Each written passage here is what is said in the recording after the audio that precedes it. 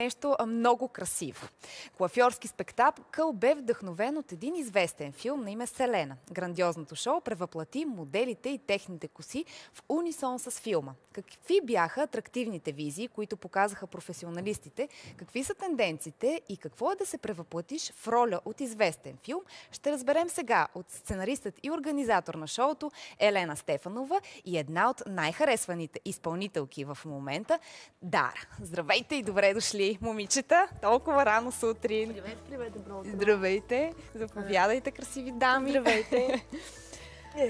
Как се чувствате рано сутрин? Особено Дара, която вече кипи от енергия, преди малко я видях. Толкова ли си ранобудна? Изглеждаш много добре. Много съм свежа, нали? Много си свежа, да. да. Наспах се, може би това е причината да изглеждам така. Даже не ме събуждаха по телефона, сама се събудих. Браво, поздравления. Голяма Започваш да имаш режим все пак с твоя начин на живот. Не знам как се събудих, беше много странно. Въпреки че бях писала на майка ми да ме събуди. Ето, сама вече започва да се оправяш. Поводът за гостуването ви е един грандиозен спектакъл, който организирахте.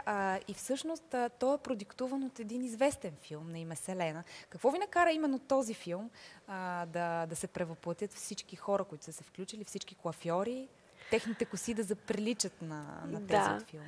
Ами, аз като цяло съм израснала, първо да кажа, в фризьорско семейство.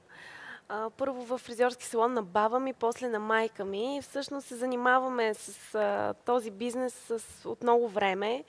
Но аз лично съм завършила надфис и всъщност оттам се вдъхнових да направим куафьорския спектакъл вдъхновен точно от този филм, защото той е много пъстър, много цветен, много музикален. Всъщност ние на сцената пресъздадохме беше съвкупност от музика, от козметика, от фризьорство, от всичко, от танци. Грандиозно шоу. Грандиозно, да. Дара е била черешката на тортата и основното главно лице. Основното меню ли?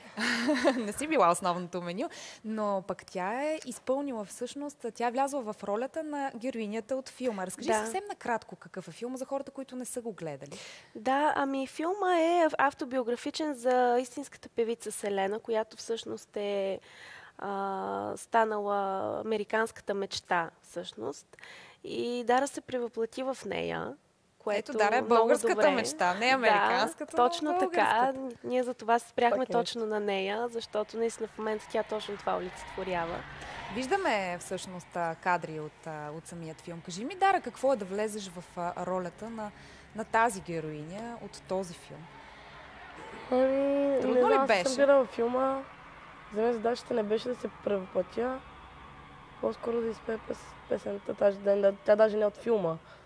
Тя на Джон Траволта песента, която пях. Въобще няма. Въпросът е, че беше доста готино да го направя, защото не съм се виждала с такава визия. Най-малко. Кажи за визията. Много ми е интересно. Какво направихте? Тя най-вече във визията, се превъплати. Тя от хората, които обича да експериментира със себе си. Имах бретон и черна дълга коса до тук. Бях страшна. Пръщах на Селена Гомес, не на Селена, на Селена Гомес повече. Пак си приличала на Селена. Да, нали, поне и аз така реагирах, поне на някоя Селена приличам. И беше забавно за мен да го направя.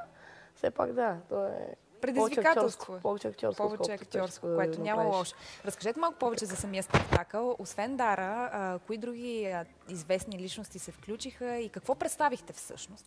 Всъщност ние представихме ретровизии от филма, които ги пресъздадахме после в модерен вариант. Нашия артистичен екип от Милен Илиев, Любомир Петров, Калин Велинов и Николай Колев, те четиримата пресъздадоха всъщност тези ретровизии в модерни, като се наблегна на най-модерните техники в момента, на пиксел техниката, на рейнбоу техниката. Основно се играеше на сцената с цветове, което в момента е доста актуално. Ярки цветове, андерграунд. Казваш, че си наблегнала на ретровизията. Означава ли това, че може би се връща и ретровълната в косите? Ще се върне ли или ще бъде модернизирана под някаква форма? Модернизирана 100%. Да. Как се върне? Какво ще бъде модерно? Казвай сега, за да знаят и дамите. И какво всъщност вие наложихте във вашия спектакъл? Всъщност ние наложихме тази underground визия, стрит визия, която може да се види примерно в Лондон и в Берлин сред младите хора. Имаше и авангардни прически. Ето като имаше тази. И точно като тази, да, имаше и вечерни прически, кокове. Едни от най-известните хора, които са поставили началото на фризьорството в България, бяха наши гости. Тошо Тошев и Евгений Петров. Така че Виждаме те в всъщност... момента постригване, може би. На живо сте точно скъсявали така, коси. това е Тодор Тошев, да, в момента. Разкажи ни малко повече за пострижките. Дамите винаги се вълнуваме какъв точно модел трябва да е косата ни, кое е актуално. Видяхме преди малко, че той постригва малко по-късно. Да, изразените линии са модерни, съчетани отново с цветове. Розово, синьо. Ето, Дара е в абсолютен синхрон и въобще е абсолютно актуална Те с са ми направили тенденциите. как? С различни цветове. Това ли е най-големия хит в момента сред Да, по-младите, според мен? определено да. Да, и аз така мисля. То отдавна при мен, защото аз от дълго време вече експериментирам с цветове в косата си, пак те. Да, като цяло аз Би ли експериментирала тотално различно нещо? Да речем, да си обръснеш главата или, Не. примерно, да си скъсиш косата много повече. Не мисля, че съм на такава степен. Експериментатори и смела. Не знам кой човек би го направил. Може би той, ето, знае, че на други ден може да си позволи да си пресъди коса и така за добро утро. Не знам кой друг би го направил, защото аз не Аз да бих. ти кажа, бих, ама не мога. Кога би? С работата. То така. Не, аз не бих даже. Не искам. Елена, разкажи ни малко повече за цветовете. Преди малко спомена, освен ярките цветове, има дами, които няма да посмеят да си ги направят или няма да им отива заради стила, в който са. А за забързаната работеща жена, какви прически цветовете, трябва да изберем? като цяло цветовете, те могат да присъстват в косата не толкова ярки. Тоест тя може да сложи много лек светло-син кичур или нюанс розово, светло-син. Не е задължено да бъде наистина, както са нашите визии в момента на шоуто. Така че, за да е актуална, тя винаги може да вкара някакъв лек акцент в косата си, естествено. Ако работи в офис или се занимава с нещо по-сериозно, естествено, че няма да е като младите хора толкова екстравагантна, но винаги може да вкара цвят, много така семпо и... Дара спомена, че е имала бритон. Бритонът връща ли се на мода или всъщност той излизал ли той изобщо не е излизал, някога? да. Той не е излизал. Не знам според мен дали не е излизал, защото поне моето действие имаше един предет, беше много доста голям тренд този бритон. И аз се спомням, правя всеки, бритон, който закрива кифличките тук. Беше някакъв... Вафлите в косите. А в момента ето, чакай, че се сещам за ретро стил, който според мен вафлите тотално вече не присъстват. Това е табу при нас. Да. Нека да кажем тогава на дамите, които си мислят, че всъщност са модерни, все още използват вафли. Не знам кой използва все още вафли. Има. Чия вафли не са ли гръмнали вече през стените? Къде продават кеп? Най-малкото е много стар тренд. Разкажи ни за начина как да поддържаме обаче косата си, защото всичките бои, които третираме върху косата си, сешуари, преси, често ги използваме, трябва да се замислим всъщност да поддържаме косата си в един добър вид. Има ли начини с различни продукти, но да, хубаво е да използваме професионални продукти, най-вече ако правиме някаква промяна по косата си, то задължително да бъде при професионалист. Не правете това сами вкъщи, както се казва. Не мога аз сега да реша, искам да стана руса като теб и да го направя вкъщи. Това няма как да се случи. Ти дори ще остана без коса. Дори не може да стане и за един ден. Всъщност това дори в фризьорски салон не може да стане за един ден. Трябва да се минат много процедури, да се сложи терапии, продукти, които да предпазят косата всъщност. Но много е важна грижата за косата. Първо да е при професионалист, второ да се полага домашна грижа в къщи, защото здравата коса най-важно е здравината на косата.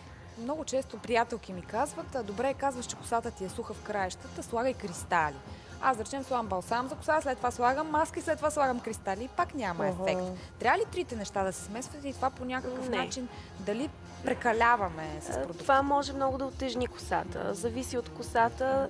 При правилната диагностика на косата, направена от професионалист, правилните продукти, които той може да препоръча за косата на даден клиент, не е нужно да се използва 3 продукта. Може да се използва само Разкажи ми обаче какво виждаме в момента, защото е било наистина грандиозно шоу с много атрактивни коси.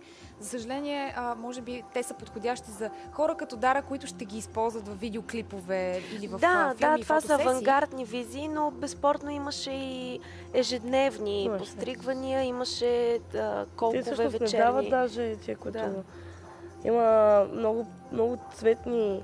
Теб кое най-много ти хареса? От всички неща, които показаха тук.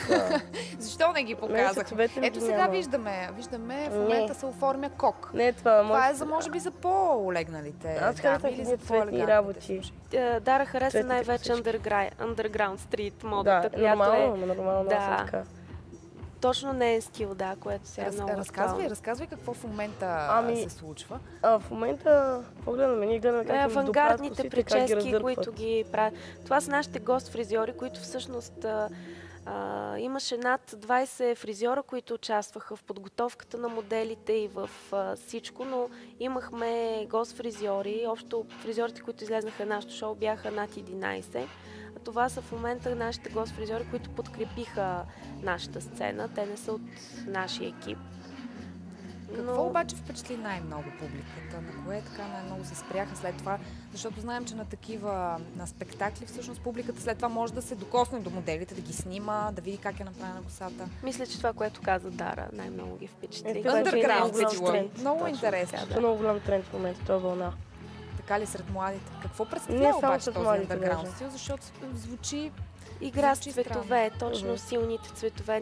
Ние представихме за първи път в България нашите фризьори, Милен Илиев, пак ще ги кажа, Любомир Петров, Калин Велинов. Те направиха най-модерната техника в момента, която за първи път се прави в България. Това е пиксел техниката по косата, която изглежда точно като пиксели, която е изключително атрактивна. Кога ще те видим с пиксел техника върху косата ти? Мисля, че това ще е следващото предизвикателство. Нейната коса трябва да си почине определено, не е за пиксел техника. Сега нека да почине, виждаме в ярките цветове. Искам обаче теб да те питам в професионален план. Поздравления за българската версия на парчето, вече и на английски. Много и се кефа на песента. Наистина, между другото, вчера си я пуснах докато работи, сигурно над 10 пъти я изслушах. Много гледания, Дарина, много. Над 7 милиона ли станаха? Как се чувстваш? Много добре. Вярваш ли, че толкова много рязко ще се случат нещата при теб? Ето, американската мечта на актриста, която си се превъплатила, и българската мечта, може да се каже. То всеки си има вярата, ама не се знае. Нищо буквално не се знае какво се случва. А усещаш ли да се променяш? В смисъл... няма. Пускаме я пак. Като е хубава, я пускаме. Аз много харесвам. Сега пускаме английската версия. Ли? Да, правим премиера. Премиера на английската версия. Коя ти харесва повече като... Българската има много по-голямо значение за мен. И от двете има съвсем различна той като енергия и като изпявания са много различни. И гласа ми даже може да се забележи, че различен. Флоу е малко по-променен. Мелодията е най-съща, но пак е малко по-променен. И нормално, като песен различен текст е по-различен. А българската версия е българската версия и да. Мен ми прави впечатление, че ти обаче си много подготвена и си супер динамична на сцената. Нормално. От кой взимаш пример? Имаш ли си вече треньори, с които се учиш да танцуваш, или просто ти идва отвътре? Да, отвътре. Аз учим се разбирам на сцената. Никога не съм мислила, че ще бъда от артистите, които седят на едно място, когато са на сцена. Което е хубаво. Предлагам, ако искате да чуем малко от хубавата ти песен, преди да завършим за финал. Много ви благодаря за това интервю.